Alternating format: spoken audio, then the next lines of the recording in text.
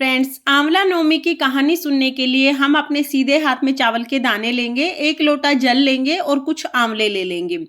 अगर हो सके तो आप ये कहानी आंवले के पेड़ के नीचे सुने, और अगर आंवला का पेड़ आपके आसपास नहीं है तो आंवले रखकर भी आप ये कहानी सुन सकते हैं। तो चलिए कहानी शुरू करेंगे। एक बार एक राजा था। राजा बहुत ही पराक्रमी और बहुत ही दान करने वाला था। वह राजा प्रतिदिन 1.25 मन सोने के आंवले दान करता था।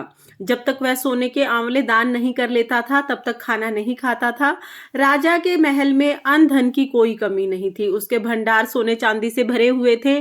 वह बहुत सालों से प्रतिदिन 1.25 मन सोने के आंवले दान कर रहा था। यह देखकर बेटे बहुओं ने सोचा कि इस तरह तो हमारे पिताजी सारा धन लुटा देंगे और हमारे लिए कुछ भी नहीं रहेगा। इस तरह जिस तरह के वो सोने को दान कर रहे हैं, सोने के आंवले बनवा बनवा कर, तो सारा सोना खत्म हो जाएगा, सारा धन खत्म हो जाएगा, फिर हमारे लिए क्या बचेगा। ये सोचकर बेटे बहुओं ने राजा रानी को महल से निकाल दिया। महल से निकलने के बाद राजा रानी दूसरी नगरी में चले गए और वहां भटकते भटकते एक जंगल में चले गए। जंगल में जाकर राजा रानी ने वहां पर रात गुजारी।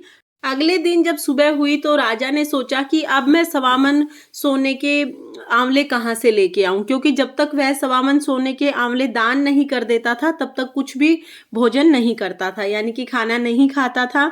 इस तरह से पूरा दिन भूखा प्यासा रहा। रानी भी राजा के साथ ही पूरा दिन भूखी प्यासी रही।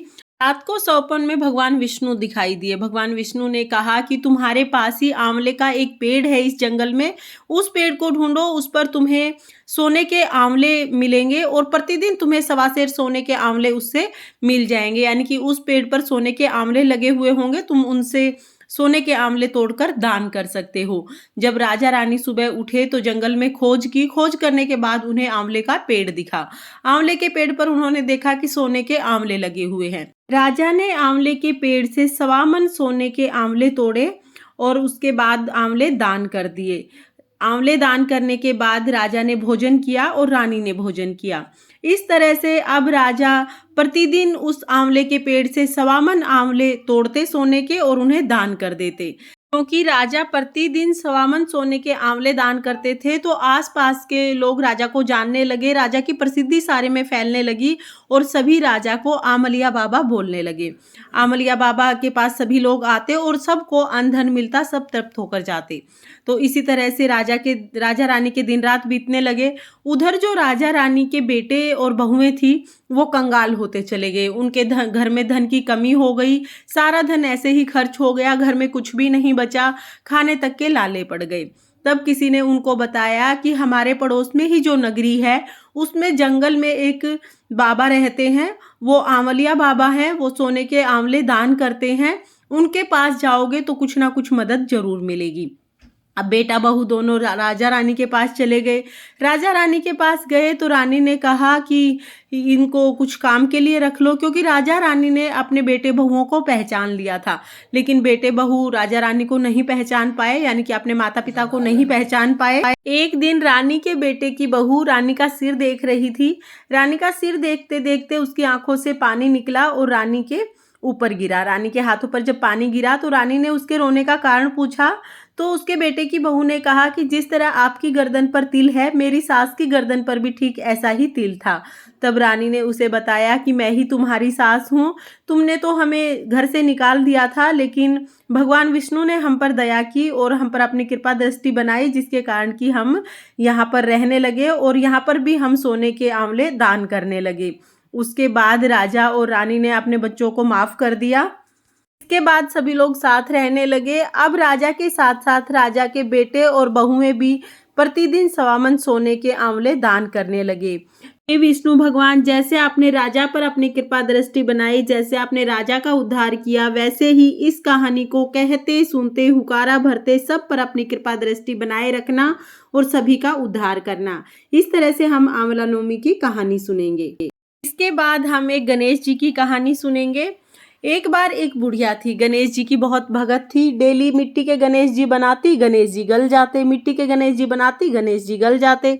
बुढ़िया के घर के सामने ही एक सेठ की हवेली बन रही थी। बुढ़िया जाकर कारीगर से बोली कि भाई मेरे पत्थर के गणेश जी बना दो। कारीगर बोला कि माँ जी जितनी देर में तुम्हारे पत्थर के गणेश जी बनाएंगे इतनी देर में तो हमारी दीवार बन जाएगी, हमारे पास समय नहीं है, आप किसी और से बनवा लो। बुढ़िया को बहुत बुरा लगा और बुढ़िया बोली कि भगवान करे तुम्हारी दीवार टेढ़ी हो जाए। यह कहकर बुढ़िया अपने घर आ गई। अब कारीगर जब भी दीवार बनाता दीवार टेढ़ी हो जाती, जब भी दीवार बनाता दीवार टेढ़ी हो जाती। बनाने और ढाने में ही सारा दिन निकल गया। शाम को आए सेठ जी। सेठ जी ने पूछा आज कोई काम नहीं हुआ?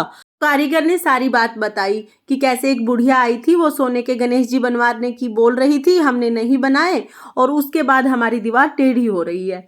सेठ जी बोले कि मुझे उस बुढ़िया के पास लेके चलो, तो कारीगर सेठ जी को बुढ़िया के पास लेके चले गए। सेठ जी ने कहा कि हे बूढ़ी माई, मैं तुम्हारे लिए सोने के गणेश जी बनवा दूंगा, तुम मेरी दीवार सीधी करा दो। इतना कहते ही गणेश जी महाराज ने सेठ की दीवार सीधी कर दी। सेठ जी ने बूढ़ी माई के लिए सोने के गणेश जी बनवाए। हे गणेश जी महाराज, जैसे सेठ की दीवार सीधी की वैसे ही इस कहानी को कहते सुनते हुकारा भरते सबके सभी कार्य सीधे करना और सब पर अपनी कृपा दृष्टि बनाए रखना। इस तरह से हमारी आंवला नवमी की कहानी पूर्ण हो जाएगी। फ्रेंड्स, अगर आपको ये कहानी पसंद आई हो तो वीडियो को लाइक करना, और अगर आपने अभी तक मेरे चैनल माई पैसिफिक वॉल को सब्सक्राइब नहीं किया है तो प्लीज़ सब्सक्राइब कर लेना और बेल आइकन को भी प्रेस कर देना ताकि मेरी आने वाली वीडियोज़ का नोटिफिकेशन आपको मिल जाए। देखने के लिए बहुत बहुत धन्यवाद। राधे राधे।